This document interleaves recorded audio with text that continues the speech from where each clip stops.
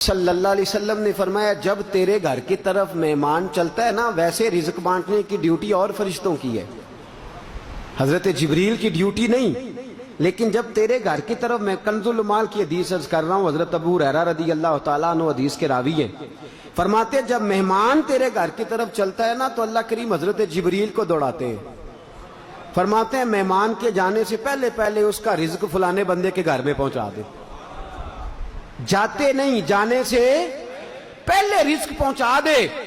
آمنہ کے معصوم صاحبزادے کیا بات ارشاد فرما گئے، کریم رسول کے میٹھے لفظ، حضرت ابو ہریرہ رو پڑتے حدیث سناتے، نبی پاک نے فرمایا جب تیری حویلی میں، تیری بیٹھک میں، تیرے ڈرائنگ روم میں، تیرے ڈیرے پہ، تیری خانقاہ پہ مہمان آتا ہے، فرمایا وہ تیرا رزق کھا کے نہیں جاتا، اس کے لیے تو اللہ پہلے بھیج دیتا ہے، وہ رزق اپنا کھا کے جاتا ہے، اور جب تیرے دروازے سے اٹھ کے جاتا ہے تو اللہ تیری بخشش فرما دیتا ہے۔ وہ رزق اپنا کھا کے گیا ہے، تیرا نہیں، اس لیے کہ اللہ نے حضرت جبریل کی بدل کے ڈیوٹی دی، فرمایا مہمان کے جانے سے پہلے پہنچا کے آ۔ دسترخوان وسیع ہونا چاہیے، ہمارے بزرگوں کے طریقے ہیں، لنگر وسیع۔ میں اپنے حضرت صاحب کو دیکھتا تھا، جب کوئی مہمان جاتا تو کہنا نہیں پڑتا تھا، خدام کو پتا ہوتا تھا کہ پہلے بوتل رکھنی ہے لا کے، حضرت صاحب پوچھتے تھے کیا کھانا ہے، لنگر شریف میں کیا ملے گا، کیا لیں گے آپ، اکثر کوشش کرتے تھے کہ مہمان بتلائے، اور پھر جب مہمان کھاتا تھوڑا سا اور کھا لے، یہ تو آپ نے چکھا ہی نہیں۔ پھر پھل آتا تھا، پھر اس کے بعد دودھ آتا تھا، پھر اس کے بعد چائے آتی تھی۔ تو میں اپنے دوستوں سے اکثر کہتا تھا بس ہمارے حضرت صاحب منت نہیں کرتے، ان کا بس چلے تو منتیں کرے، اور مہربانی یار اور کھا لے تھوڑا جہا، منت نہیں کرتے، باقی سارا کچھ۔ مجھے بھی کئی لوگ تانے دیتے ہیں کہ تسی بڑا لنگر پکاندے ہو، اللہ جانتا ہے تہاڈا خرچہ ہی بڑا ہے، تسی کھوائی ہوندے ہو۔ تو میں نے کہا وہ ہم حیثیت ہی نہیں رکھتے کھلانے کی، اللہ جانتا ہے، ہم تو کبھی پلٹ کے دیکھتے ہیں تو اوقات ہی نہیں۔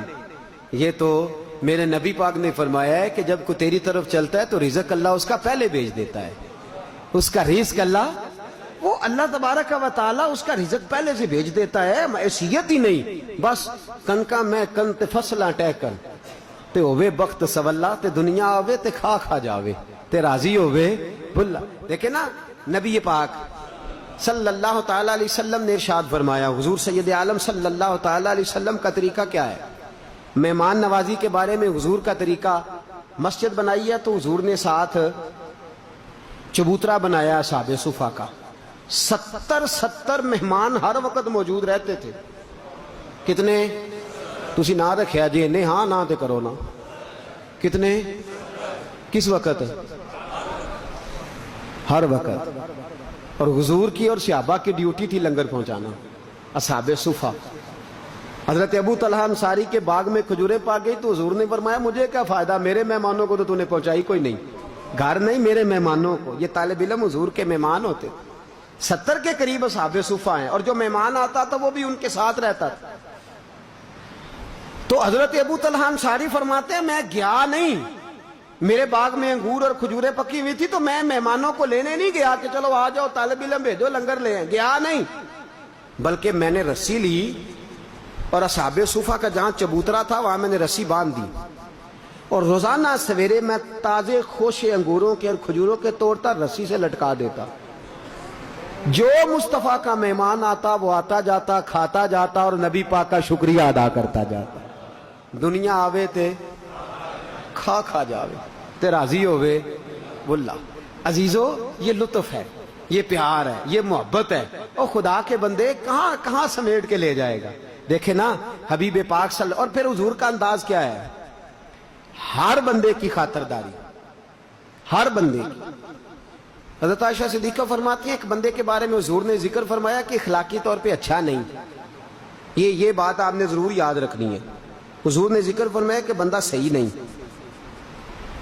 میں نے سنا حضور نے، اور بائی نیم بائی قبیلہ، اس کا قبیلہ علاقہ بتا، فرمایا ٹھیک نہیں بندہ۔ سید عالم صلی اللہ علیہ وسلم نے بائی نیم بتایا،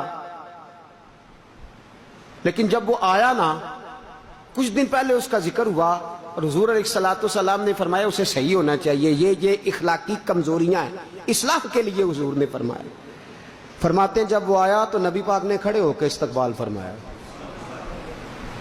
حضرت عائشہ صدیقہ فرماتی ہیں قرضہ اٹھا کے حضرت بلال قرضہ لے کے آئے اور نبی پاک نے کھانا رکھا سامنے، اعلیٰ قسم کی غذائیں چنی، اٹھ کے گیا تو اللہ کے رسول اس کی سواری تک اسے چھوڑنے گئے۔ توجہ ہے آپ کی، سواری تک حضور چھوڑنے بھی گئے، کھانا بھی کھلایا، استقبال بھی کیا اور چھوڑنے بھی، سواری تک گئے۔ تو اما عائشہ صدیقہ فرماتی ہیں میں نے حضور سے پوچھ لیا، حضور آپ نے کہا تھا کہ بندہ صحیح نہیں، جاگ رہے ہیں آپ لوگ، بندہ ٹھیک ہے، تو حضور اتنا زیادہ آپ نے اکرام فرمایا ہے، تو نبی پاک نے فرمایا وہ ٹھیک نہیں تو وہ اس کا کردار ہے، اور جو میں نے کیا ہے وہ میرا کردار ہے، وہ اگر درست نہیں تو وہ معاملہ اس کے ساتھ ہے۔ یعنی یہ نہیں کہ مہمان با اخلاق ہو، با مروت ہو، با وقار ہو، اچھائی ہو۔ تو رسول کریم صلی اللہ علیہ وسلم نے فرمایا ہم اپنے لب و لہجے کے مطابق، اپنے انداز کے مطابق اس کا اکرام۔ ہاں میزبان تو میزبانی کرے گا، مہمان کو بھی کچھ حقوق بتائیں۔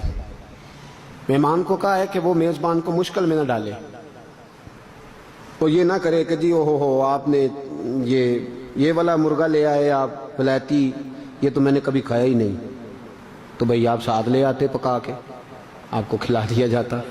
تکلف میں مشکل میں مبتلا نہ کرے۔ آپ چینی والی چائے لے آئے، بھئی آپ کو پتا تھا نہ بن رہی تھی، آپ کو پہلے بتانا چاہیے تھا، وہ تکلف میں نہ ڈالے۔ اور دوسرا فرمایا کوشش کرے کہ 3 دن سے زیادہ کسی کا مہمان نہ بنے، 3 دن سے زیادہ مہمان نہ بنے کسی کا، اس کو تکلیف ہوگی، سامنے والے کے اپنے معاملات ہیں، ضروریات ہیں۔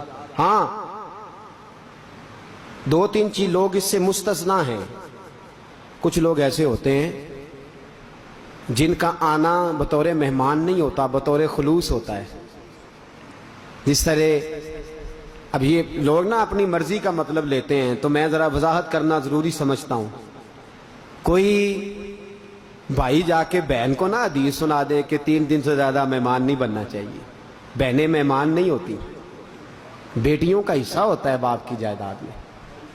یہ وہاں نہ لکھ دے جا کے کہ چھٹیاں ہو گئی ہیں تو تم آ ہی گئے ہو، وہ مہمان نہیں ہوتی، کا گھر ہوتا ہے۔ لوگ اپنی مرضی کی جا کے بیان کرتے ہیں نا چیزیں، یہ میں وضاحت کر رہا ہوں۔ تیاں لئی پردیس وے بابل تے پتراں لی جاگیراں، چپ رہنا تے منہ کچھ بھی نہ کہنا، اے بس تیاں دیاں تقدیراں، چھین کے دیا بیٹیوں کا حق بیٹے کو، اور وہ آنکھیں نکالتا پھرتا ہے ابا جی کو۔ کیا ملا تجھے، کیا فائدہ ہوا؟ میرے نبی کریم صلی اللہ تعالی علیہ وآلہ وسلم نے فرمایا 3 دن سے زیادہ نہ رہے۔ ہاں کوئی مجبوری ہو، کوئی مسئلہ ہو، کوئی ایسی ضرورت ہو، اور آپ میزبان پہ بوجھ بھی نہ بنے، وہ روٹین میں اپنے کام کرے، تو آپ کو اجازت ہے۔ میں کوشش کرتا ہوں جب سے یہ حدیث پڑھی ہے کہ بڑا دور بھی جانا پڑے نا۔ میں پچھلے ہفتے کراچی گیا تھا، 3 جلسے تھے تو میں نے 3 دن قیام کیا، بڑا اصرار کیا کہ ابھی تو آپ آئے ہیں، دل بھی نہیں بھرا، تو میں نے کہا بس جب حدیث کہتی ہے 3 دن تو بس کافی ہے، 4تھے دن لوٹ آنا چاہیے۔ ایسا کوئی کام نہ کرے کہ سامنے والے پر ہو۔ پیر صاحب تھے نا ہمارے، ایسا فرمایا کرتے تھے کہ پیر صاحب تھے تو وہ ہوتا ہے نا جی لاؤ لشکر لے کے مریدوں کے گھر چلے جانا، 15 16 20 آدمی تیار کیے اور چلے گئے، یہ درست نہیں۔ حضرت عثمان غنی جیسے رئیس اعظم صحابی نے میرے مصطفیٰ کی دعوت کی تھی تو نبی پاک کونے میں لے گئے، فرمایا عثمان بتاؤ کتنے لوگ آئے؟ تو عرض کی یا رسول اللہ آپ کو ضرورت کیوں درپیش ہوئی پوچھنے کی؟ تو میرے حبیب نے فرمایا تیرا معاملہ اپنی جگہ پر، میرا پوچھنا میں لوگوں کے لیے سنت بنانا چاہتا ہوں، کسی پر بوجھ بننا یہ مہمان کے لیے بھی اجازت نہیں ہے، اس کو بھی احتیاط کرنی چاہیے، خیال کرنا چاہیے کہ میں وہ پیر صاحب چلے گئے تو ہمارے بزرگ فرمایا کرتے تھے کہ وہ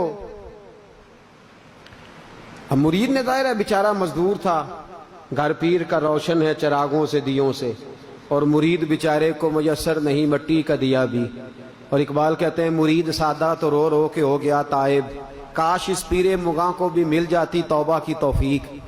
تو وہ چلے گئے تو اب مرید شام میں نا بڑے ادب سے، توجہ ہے آپ کی، ادب بھی نہ ضائع ہو، اور بڑے ادب سے پوچھتا شام کو روز نہ، سویرے جب ڈیوٹی پہ جاتا تو کہتا حضرت جی آج قیام رہے گا کہ کوچ فرمائیں گے؟ یہ نہیں کہتا تھا جانا ہے کہ رہنا ہے، قیام ہوگا کہ بڑا مہذب سا لفظ تراش کے جملہ لاتا، تو پیر صاحب کہتے نہیں بیٹے قیام ہی ہے. چلو ٹھیک ہے، چاروں نچار چلا جاتا. اگلی سویرے پھر پوچھتا کہ حضرت جی قیام ہے کہ کوچ؟ کہتے بیٹے قیام ہی ہے. وہ 5-7 دن تو برداشت کیا، اب وہ لفظوں میں سختی آ گئی. 8ویں دن کہنے لگا پیر صاحب پھر قیام ہے کہ کوچ ہے؟ انہوں نے کہا قیام ہے. کہنے لگا میں نے سامان باندھ لیا، پھر میرا اور میرے بچوں کا کوچ ہی ہے. آپ رہے میں جاتا ہوں، اس لیے کہ میں اس سے زیادہ برداشت. بوجھ نہیں بنے آپ، بوجھ نہیں بنے. گھر بلا کے کھلائیں. ہم نے تو ان صوفیاء کو دیکھا ہے جن کا دسترخوان آباد رہتا تھا، جن کے دسترخوان پہ دنیا آوے تھے کھا کھا جاوے. دسترخوان ان کا آباد ہوتا تھا، وہ ڈھونڈتے نہیں پھرتے تھے کہ آج ہم نے کس کے پلے پڑنا ہے اور کس سے آج صبح روٹی کھانی ہے اور کس سے دوپہر اور کس سے شام. اس چکر میں نہیں، بلکہ اپنا دسترخوان وسیع ہوتا تھا. تو نبی پاک صلی اللہ علیہ وسلم نے میزبان کو یہ حکم دیا. حضور نے فرمایا کہ ایک دن پرتکلف کھانا کھلاؤ مہمان کو. ایک دن سے مراد 3 وقت کا کھانا ہے، صبح دوپہر اور شام، پرتکلف. اور ہو سکے تو مہمان کی مرضی پوچھ لو کہ تم کیا کھانا پسند کرو. اور مہمان جب آئے تو اس کی ضروریات کے بارے میں پوچھ لیں کہ آپ ابھی سوئیں گے، بیٹھیں گے، لیٹیں گے، کہ کس طرح آپ کی طبیعت مانتی